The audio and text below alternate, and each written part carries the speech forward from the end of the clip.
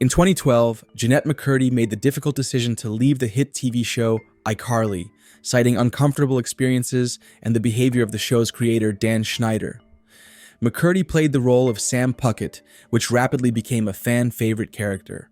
However, her departure raised questions and signaled that not all was well behind the scenes. Years after leaving the show, McCurdy expressed her discomfort and shame with the role she played under Schneider's direction.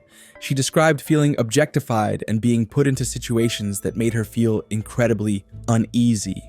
Dan Schneider, accused of exploiting teenage girls and having a foot fetish, allegedly affected Jennette McCurdy's mental health during their time on iCarly. The show iCarly, aimed at a young audience, had underlying insinuations that went unnoticed during its airtime.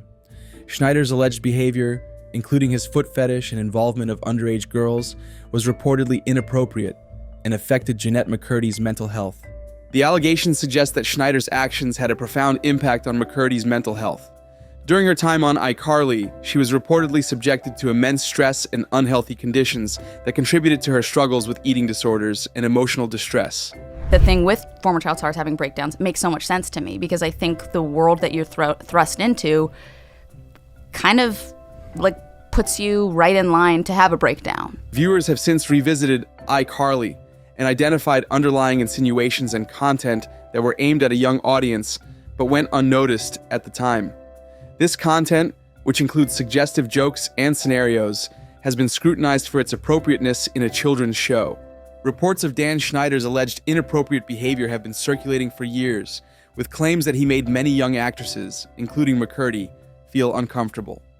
The nature of these allegations ranges from creating questionable scenes to personal interactions that were deemed inappropriate.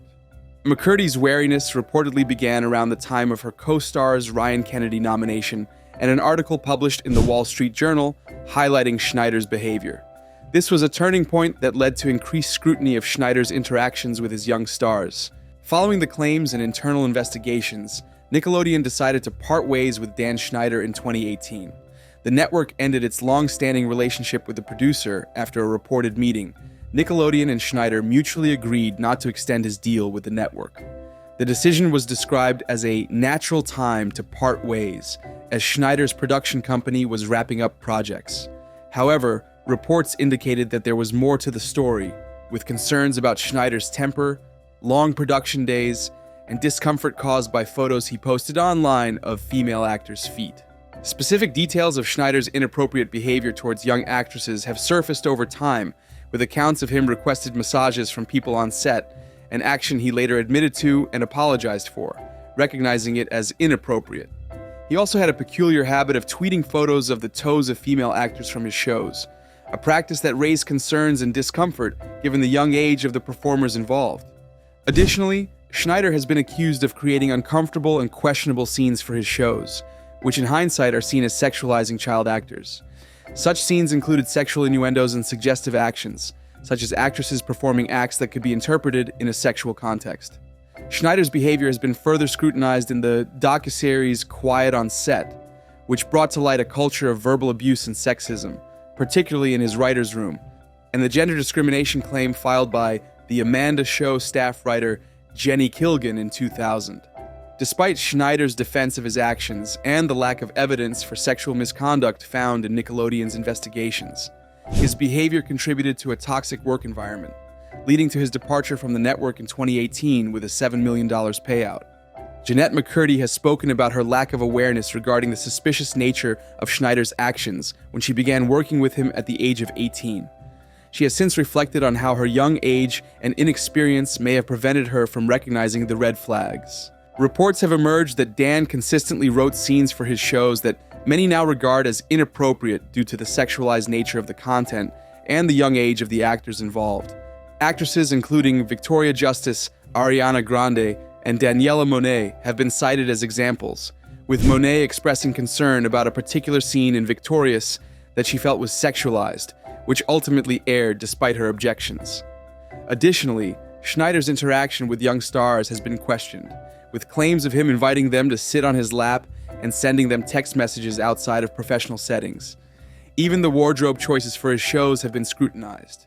Jennette McCurdy alleged in her memoir that she was pressured into wearing a bikini on set, adding to the discomfort.